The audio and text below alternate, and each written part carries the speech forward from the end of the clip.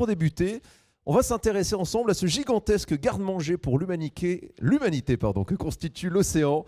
Et ça va être un échange passionnant entre Dominique Leglu, la directrice éditoriale de Sciences Avenir La Recherche, et puis Olivier Rollinger, qui est cofondateur notamment du concours culinaire éthique Océan pour la préservation des ressources halieutiques, qui nous rejoignent tous les deux sur scène.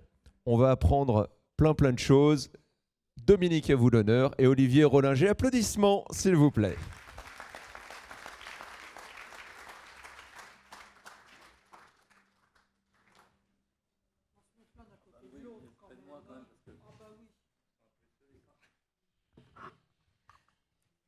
Alors, Olivier Rollinger, faut-il encore vous présenter? Maintenant, vous êtes revenu beaucoup sur Terre avec vos épices, mais vous avez fait déguster, et je suis sûre, en sous-main, vous faites encore déguster de nombreux produits de la mer. Nicolas a rappelé que, et vous étiez... Malheureusement pas, vous n'avez pas pu être avec nous hier, mais vous étiez plus que par la pensée, parce que vous avez envoyé un document. Un des sages qui a participé à la déclaration Grand Océan, que je vous invite à découvrir. Et dans cette déclaration, vous disiez, vous avez été l'inspirateur du fait que, bon, OK pour l'innovation, mais une innovation véritablement destinée à protéger l'océan. Alors, avant que vous nous parliez justement de tout ce que vous faites du point de vue éthique, Jacqueline Goua nous a parlé des méduses. Mais alors, les méduses, on les mange aussi. Merci Dominique. Tout d'abord, bonjour à toutes et à tous. Merci à vous Dominique. Merci à toutes celles et à tous ceux qui organisent cet événement exceptionnel. J'ai la chance de pouvoir y participer pour la deuxième fois. Merci à la ville de Cherbourg, au département et à la région. Et là, c'est un Breton. En plus, je suis toujours flatté de venir dans cette Normandie, puisque tous les matins, lorsque je me réveille, je vois la Normandie habitant à Cancale. Et j'ai la chance d'être né dans cette baie qui est breton-normande. Voilà. Enfin, vous dire sur la méduse, bien oui, d'abord, merci madame pour votre présentation qui était absolument passionnante. Mais vous dire aussi que près d'un tiers de la planète se nourrit de méduses. Donc finalement, le premier prédateur de la méduse ne pourrait-il pas être en plus les 2 tiers supplémentaires de l'humanité pour un peu boulotter cet animal. Alors il faut effectivement le mettre un petit peu en saumure, ensuite il faut le sécher au soleil, il faut pratiquement le déshydrater pour le remettre. Mais ce n'est pas inintéressant du tout au niveau des bouillons en particulier. Bon, alors, les Japonais feront des dashi, mais toute la Chine, et en plus... beaucoup en Asie apprécient cette texture que nous avons un petit peu plus de mal à apprécier, en dehors de nos amis anglais, qui s'appelle la gelée. Mais le côté un peu gélatineux, comme ça, c'est considéré comme un des mets les plus fins dans la haute cuisine chinoise.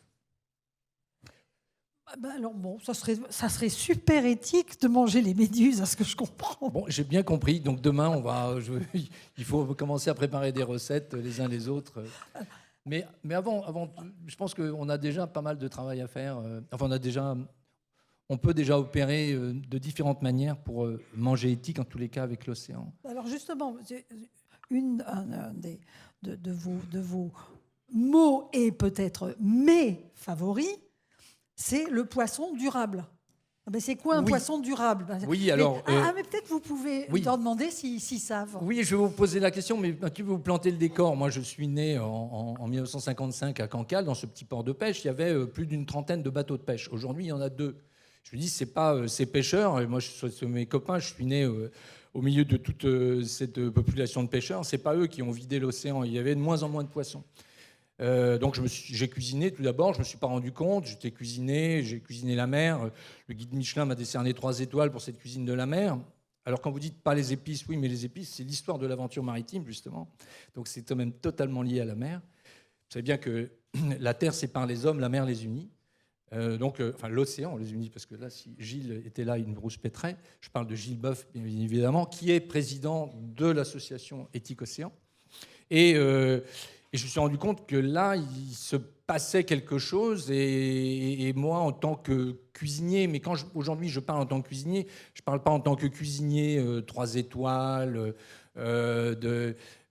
ou d'être représentant des relais châteaux dans le monde, dans 62 nationalités, représentant les 550 meilleurs chefs dans le monde. Je parle de cuisiner, c'est-à-dire nourrir, c'est-à-dire les uns les autres lorsqu'on est à la maison et que l'on cuisine des produits de la mer. Quel impact avons-nous sur l'océan?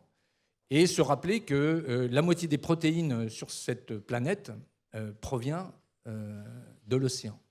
Et ce garde-manger de l'humanité, qui a autant d'importance, sinon plus, que le garde-manger terrestre, eh bien, à notre tout petit niveau, je veux dire très modestement, que pouvons-nous faire?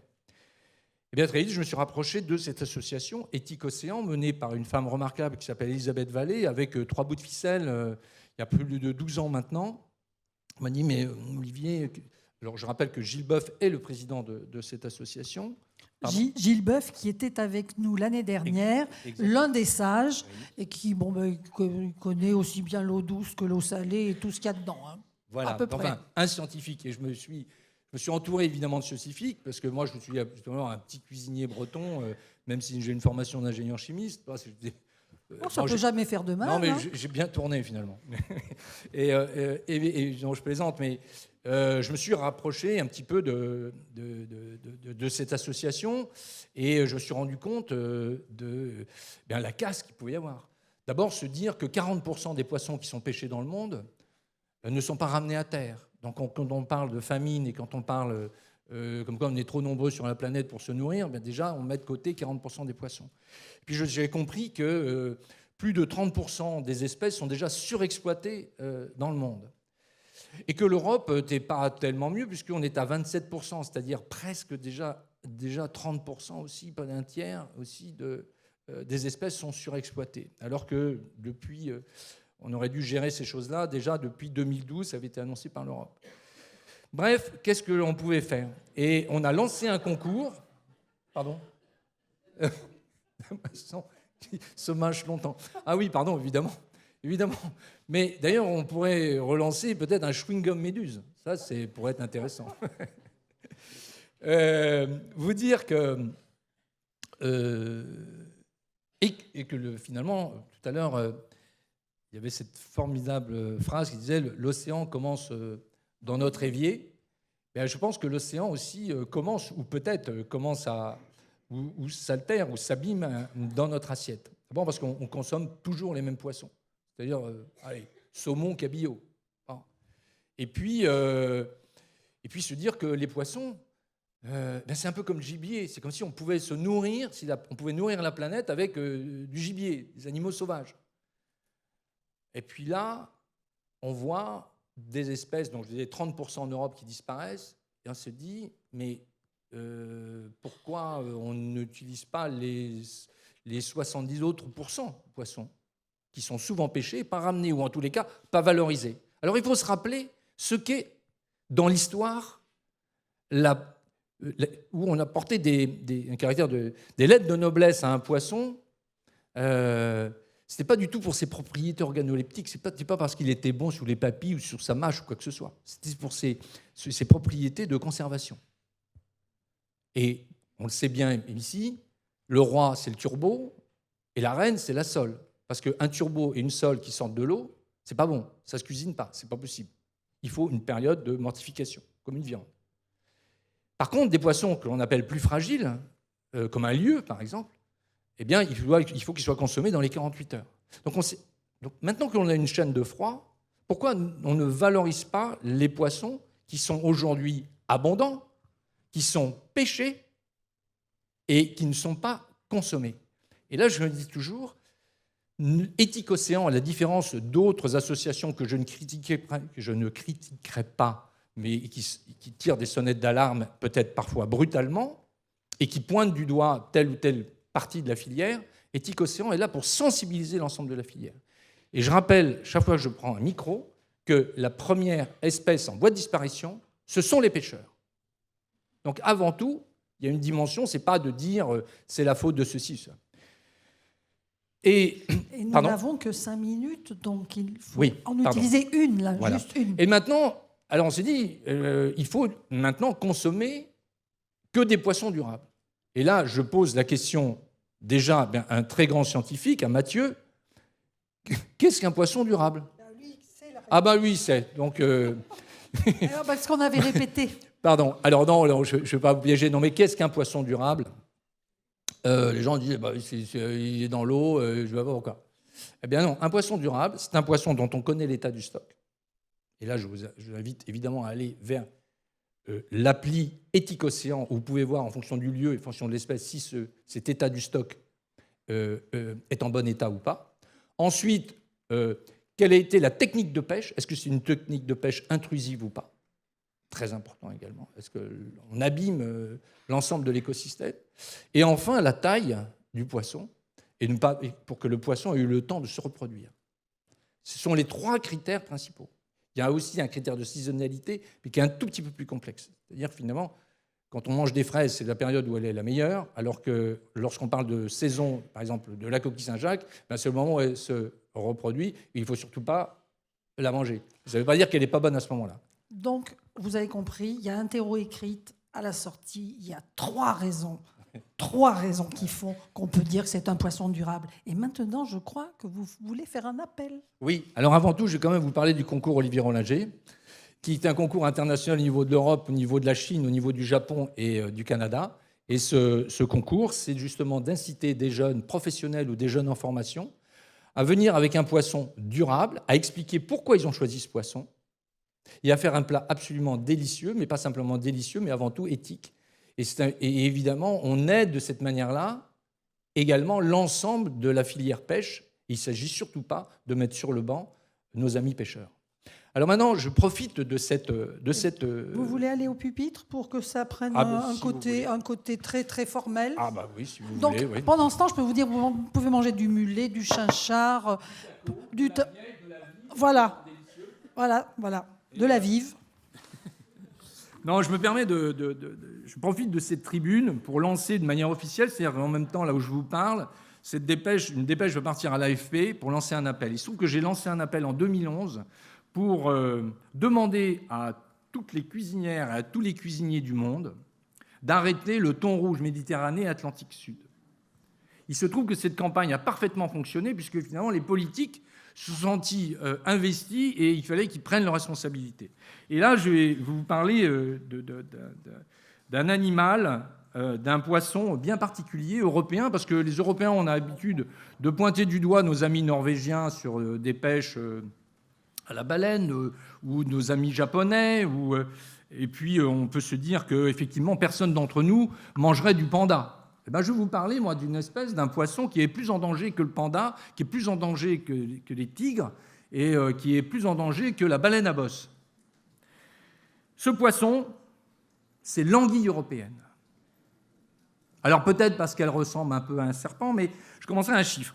Un poisson autrefois très commun et abondant, qui en à peine 40 ans se retrouve aujourd'hui en statut danger critique d'extinction selon l'UICN. Je vous rappelle, c'est l'Union internationale pour la conservation de la nature. Sur 100 anguilles que l'on trouvait dans les années 80, il n'y en a plus qu'aujourd'hui que 5. L'anguille est un animal pourtant hors du commun. L'anguille est un indicateur démonstratif et précieux de l'action de l'humain sur l'environnement.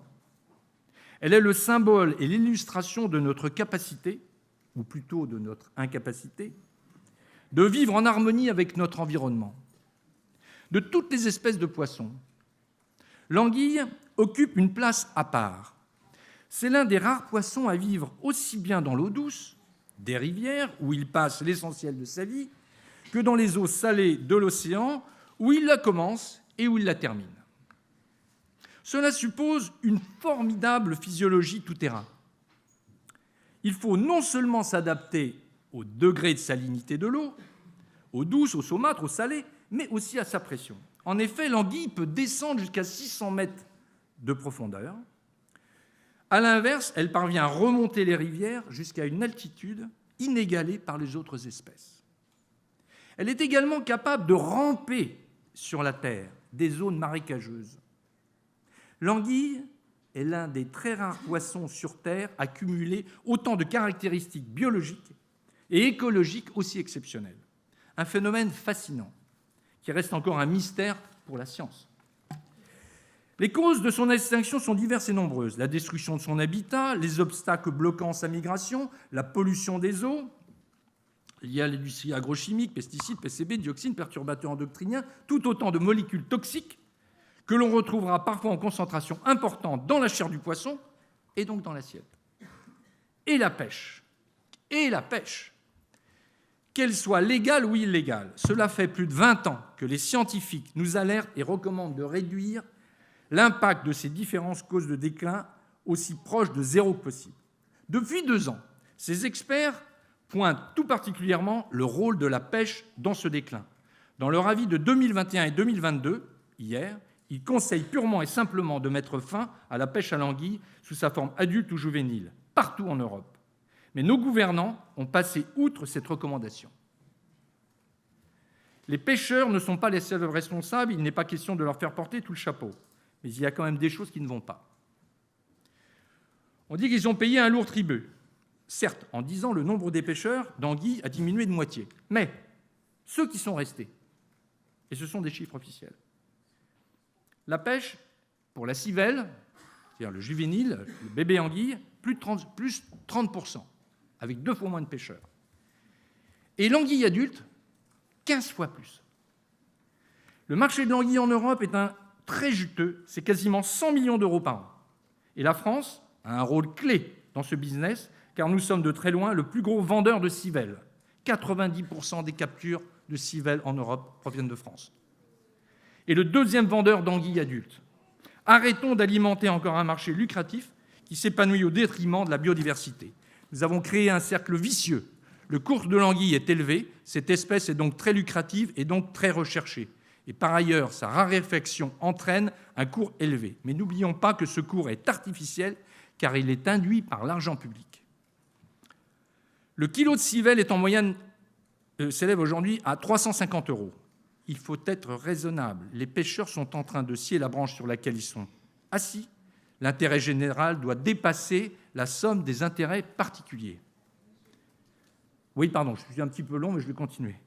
C'est à l'État d'intervenir en urgence. Il est vital d'agir concrètement et sérieusement sur l'ensemble des causes de ce déclin que les scientifiques ont identifié depuis plus de 20 ans.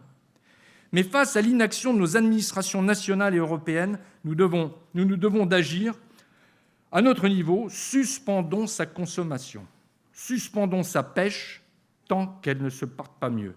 Suivons les recommandations des scientifiques. On ne peut plus attendre des bras croisés que la biodiversité s'effondre. Il faut y aller, et j'appelle les jeunes, se relever les manches. C'est la grandeur du métier de pêcheur et celui de cuisinier ou cuisinière, de respecter le produit. Et ça commence par respecter la propre vie de ce produit quand elle est en jeu. On ne peut plus se délecter d'un poisson en faisant semblant de ne pas savoir. Sinon, on n'aura plus jamais d'anguilles dans nos assiettes, la tradition s'éteindra, on aura fait disparaître volontairement une espèce extraordinaire en 50 ans. Et il n'y aura plus de pêcheurs, évidemment. Aujourd'hui, le secteur de la restauration écoule 70% du volume des anguilles commercialisées en France. Il a donc un rôle déterminant à jouer dans la protection de l'espèce. Aujourd'hui, solennellement, devant vous, je fais appel à toutes les cuisinières, à tous les cuisiniers, à chacun d'entre vous, à la maison, quand vous passez devant votre mareyeur. Je fais appel à l'ensemble des professionnels de suspendre cette espèce sur tous les menus de France et d'ailleurs et d'informer leurs clients sur la situation critique et dramatique de cette espèce. Ce que les politiques ne veulent pas entreprendre, nous, citoyens, nous pouvons le faire. Les clients d'aujourd'hui attendent des chefs, des cuisiniers, des restaurateurs, des plats certes savoureux, mais issus d'une alimentation durable et éthiquement responsable. Pour tendre tout simplement les uns les autres vers une cuisine qui fait du bien. Une cuisine qui fait du bien à la santé, une cuisine qui fait du bien à la planète, une cuisine qui fait du bien à l'océan. Mesdames et messieurs, je vous remercie. Merci beaucoup, Olivier. C'était important d'entendre votre appel. Le message est bien passé, je vous remercie.